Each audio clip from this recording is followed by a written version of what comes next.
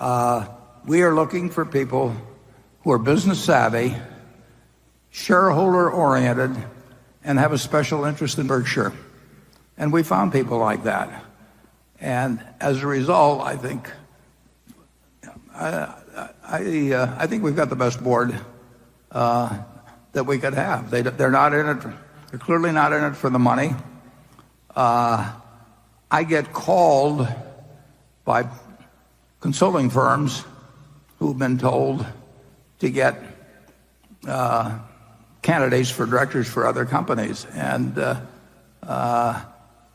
by the questions they ask, it's clear they've got something other than the three questions we ask in terms of directors in mind. They really want somebody whose name will reflect credit on the institution, which means a big name.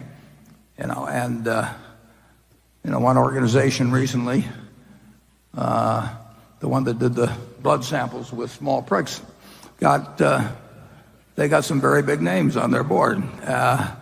And Theranos, I think, is that the way you pronounce it, Charlie?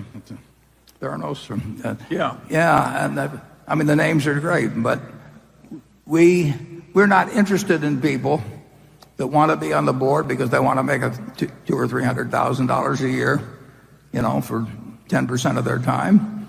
And we're not interested in the ones for whom it's a prestige item, and who want to go and check boxes or that sort of thing. So I think we will continue to apply that test: business savvy, shareholder oriented, and with a strong personal interest in Berkshire. And every share of the Berkshire that our shareholders own, they've bought just like everybody else in this room. They haven't gotten them on option, or they haven't gotten, I've been on boards where they've given me stock. I get it for breathing, basically. At half a dozen places that are maybe 3 or 4 that I was on the board of. We want our shareholders to walk in the shoes, our directors to walk in the shoes of shareholders. We want them to care a lot about the business, and we want to be smart enough so that they know enough about business that they know what they should get involved in and what they shouldn't get involved in. The people in the office, I'm hoping that when we take the Christmas picture again this year, they're exactly the same 25 that were there last year, even though we might have added 30,000 employees elsewhere and maybe 10 billion of sales or something like that.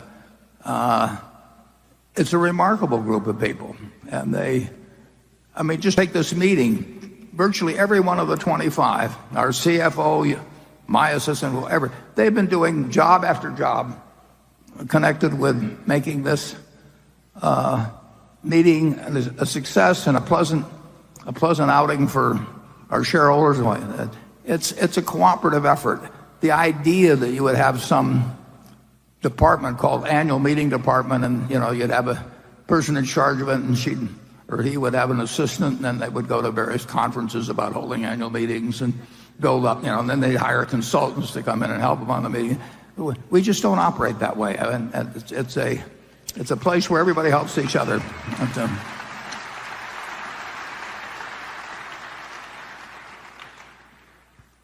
Part of what makes my job is extraordinarily easy, but the people around me really make it easy.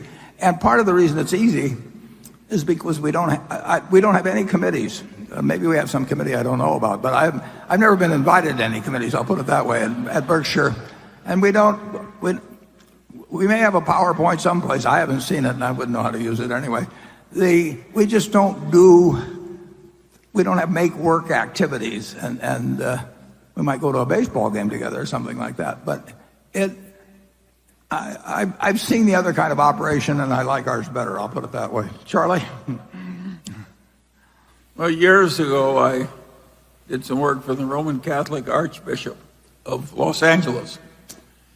And my senior partner pompously said, you don't need to hire us to do this. There's plenty of good Catholic tax lawyers. And the Archbishop looked at him like he was an idiot and said, Mr. Peeler, he says, last year I had some very serious surgery, and I did not look around for the leading Catholic surgeon. That's the way I feel about board members.